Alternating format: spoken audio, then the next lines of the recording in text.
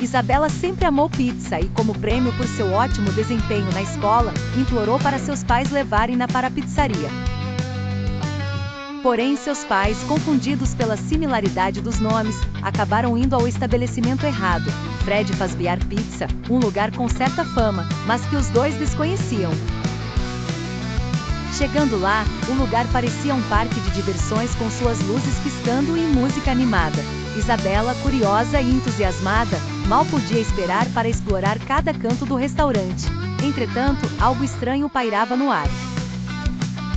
Ao entrar, Isabela notou algo que a deixou intrigada. Várias crianças, espalhadas pelo local, pareciam não estar acompanhadas. Em cada canto havia grandes figuras animatrônicas, tidas como atrações do local, mas que a deixaram desconfortável e um tanto receosa. Ela observou uma figura especificamente, um enorme urso animatrônico que parecia seguir seus movimentos com os olhos. Algo dentro dela a emocionava e amedrontava ao mesmo tempo. Ela começou a se distanciar mais dos pais, impelida pela curiosidade de explorar.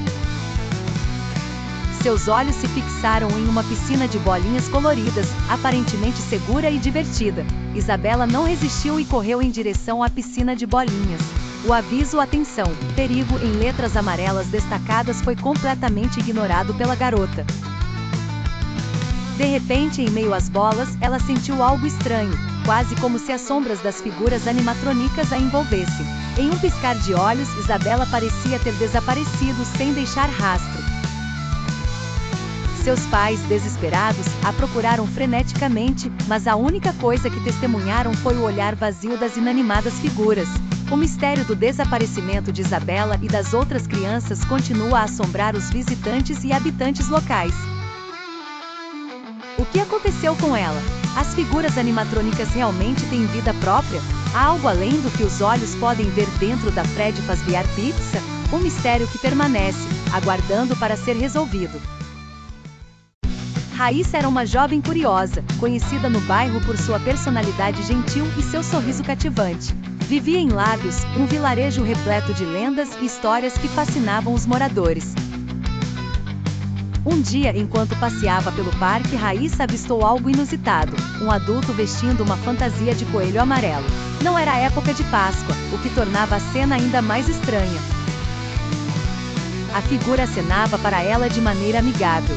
Movida pela curiosidade, Raíssa resolveu segui-lo. O coelho amarelo caminhava de maneira desajeitada, como se o traje fosse apertado demais. À distância, parecia que as pessoas nas redondezas não percebiam aquela figura bizarra. Raíssa manteve-se a uma distância prudente, mas sempre à vista do coelho. O homem tomou um caminho menos conhecido, por entre os arbustos, e a jovem o seguiu, ciente dos riscos de seguir um desconhecido, mas incapaz de ignorar o mistério. Após alguns minutos, chegaram a uma pizzaria que Raíssa nunca havia visto antes. Parecia antiga, com a fachada desgastada pelo tempo e pelas intempéries. O lugar tinha um ar sombrio, mas ao mesmo tempo atraente, como se prometesse segredos guardados há muito tempo. O nome da pizzaria estava quase ilegível, coberto por eras e folhas secas. O coelho amarelo empurrou a porta de madeira antiga, abrindo caminho para Raíssa entrar. Lá dentro, a atmosfera era ainda mais peculiar. O interior estava iluminado por lâmpadas amarelas, que lançavam sombras dançantes nas paredes decoradas com murais de coelhos e bosques mágicos. As mesas estavam vazias, exceto por uma no centro, onde um boneco de coelho amarelo menor parecia convidá-la a se sentar. O homem, ainda dentro da fantasia, tirou a cabeça do traje revelando um rosto amigável, porém desconhecido. Ele sorriu e disse: "Bem-vinda à pizzaria do Coelho Amarelo, Raíssa. Aqui você encontrará mais do que pizzas." Nesse momento, Raíssa percebeu que havia embarcado em uma aventura sem saber onde poderia levá-la, mas a curiosidade que a guiara até ali brilhou ainda mais forte em seus olhos. Em uma pequena cidade vivia João, um escritor isolado que passava os dias imerso em suas palavras e pensamentos. Sua vida era rotineira, até o momento em que começou a perceber uma presença estranha, algo que ele não conseguia explicar. Era uma sensação constante de estar sendo observado que perturbava seu sossego. Enquanto escrevia seu novo livro, João começou a notar uma sombra que piscava pelo canto dos olhos, mas quando se virava nada estava lá. A presença parecia aumentar cada vez que escrevia mais sobre uma entidade chamada Satat Face, personagem do seu romance, frequentemente referido por ele como Crackback. A cada página, o desconforto aumentava. Certa noite, decidido a espairecer, João foi a um bar local. Enquanto estava lá, novamente sentiu aquela estranha sensação. Quando se virou, não viu ninguém além das pessoas habituais. Mas antes que pudesse voltar à conversa, avistou de relance a criatura, uma figura grande e branca com um pescoço longo e horripilante. Paralisado de terror, João correu de volta para casa. Tentando escapar da experiência surreal e entender o que estava acontecendo, ele ligou a TV. Foi aí que assistiu a uma transmissão bizarra, supostamente do Satat Face, que ressoava através da tela. A lembrança do meu rosto será a causa da minha manifestação no futuro. Você estará dormindo e morto, mas eu vou estar lá te observando, e quando você acordar, não será capaz de viver uma vida que existe. A mensagem no televisor era perturbadora, suas palavras enigmáticas ressoavam na mente de João. Desde aquela noite, ele não conseguiu mais se libertar da sensação inquietante de que algo estava presente em todos os momentos. A vislumbre da criatura e a desconcertante transmissão televisiva deixaram João num estado de paranoia constante, onde sua própria criação parecia ameaçar devorá-lo. Este confronto com o irreal desafiará a sanidade e realidade de João, enquanto ele tenta entender se a ameaça existe apenas dentro das páginas do seu livro ou se realmente cruzou para sua vida cotidiana. Cada canto, cada sombra é potencialmente o Satat Face, transformando sua existência numa vigília interminável. Rogério sempre foi um homem quieto, vivendo na pacata cidade de Caicó, longe de qualquer tumulto das grandes localidades.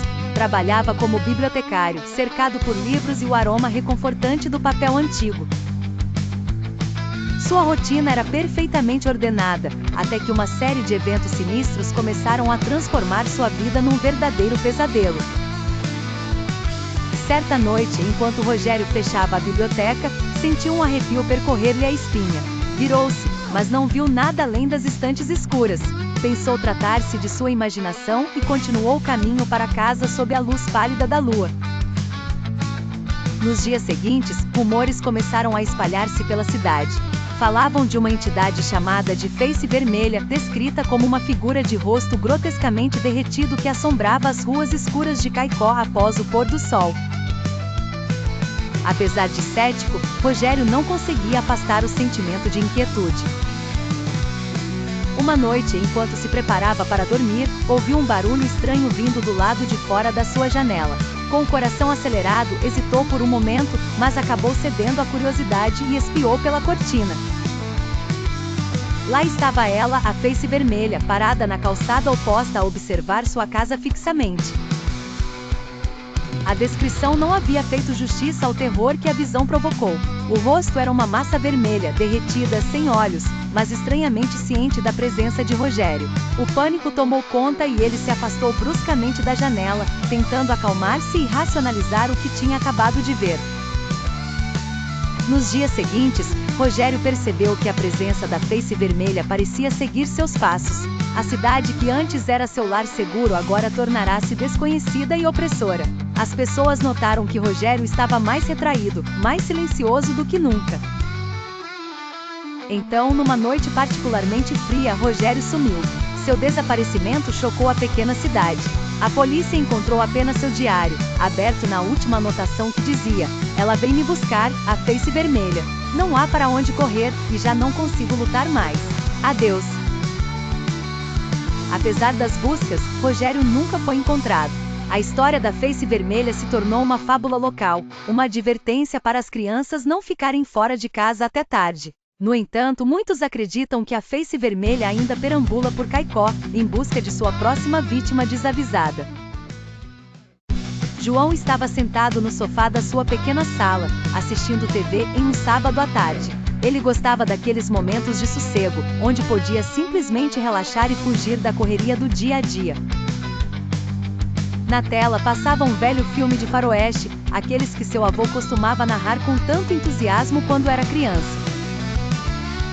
Os cowboys duelavam sob um sol escaldante, levantando poeira a cada passo sobre o chão seco do deserto. Enquanto a ação desenrolava-se na TV, a mente de João vagava entre enredos e personagens. Ele imaginava-se vivendo naquela época distante, cavalgando em direção ao pôr do sol. Um sorriso nostálgico escapou quando lembrou de como seu avô sempre dizia que no fundo, ele era um cowboy preso em uma cidade. O cheiro do café fresco invadiu a sala, trazendo de volta a realidade. Sua esposa, Maria, havia acabado de prepará-lo. Ela entrou na sala sorrindo, trazendo consigo 2 xícaras fumegantes. "Peguei você sonhando acordado de novo", disse ela, colocando a bandeja sobre a mesa de centro. João riu e agradeceu, pegando uma das xícaras. "Esses filmes sempre me fazem lembrar do vô", explicou ele. Ainda com um traço de melancolia na voz, Maria assentiu, compreendendo completamente aquele sentimento. Ela sentou ao lado dele e juntos, eles passaram a tarde apreciando a simplicidade daqueles momentos, preenchidos por uma constante sensação de familiaridade e conforto. Ainda que a TV continuasse a funcionar como pano de fundo, para João, o verdadeiro espetáculo estava nas memórias vivas e nas doces companhias que o cercavam. Afinal, não era o filme em si que o prendia àquele pequeno universo de paus e pedras, mas sim as histórias não contadas que surgiam em sua mente.